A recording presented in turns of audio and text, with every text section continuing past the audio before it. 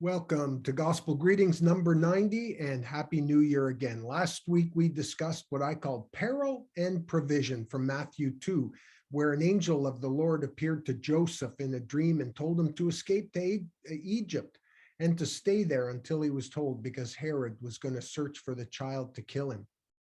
Joseph stayed until the death of Herod. Then an angel of the Lord appeared again in a dream and said, "Go back to Israel, Herod is dead." So he got up, took the child and his mother and went back.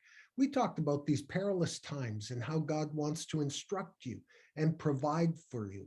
Will you, like Joseph, be ready this year to hear God's voice and obey? This week's message is kind of linked. It's part one of what I call revelation and restraint from Proverbs 29.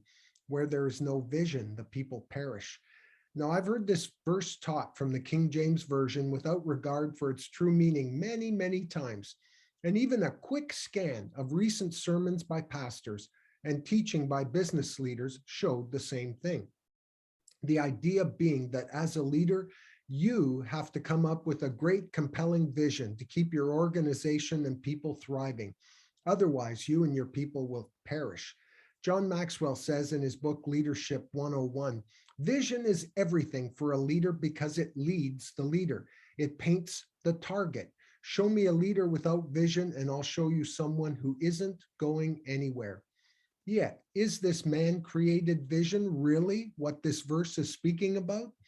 The Hebrew word translated vision by the King James here is kazon. It literally means a dream, revelation, or more specifically, a divine communication or oracle.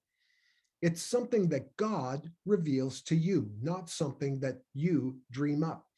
And the final word in the sentence in Hebrew is para and means not so much to perish as lack restraint.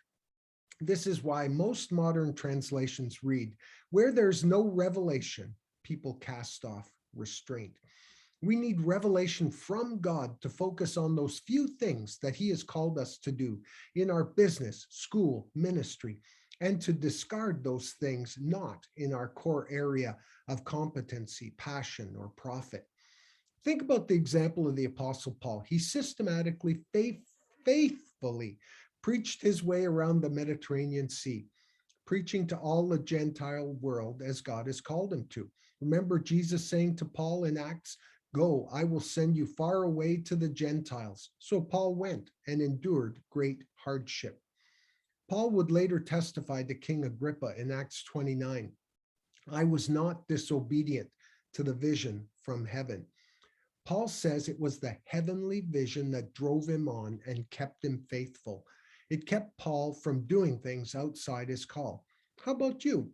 Have you heard from God about the direction for your organization? Have you planned your whole year, set goals, made resolutions without seeking the Lord?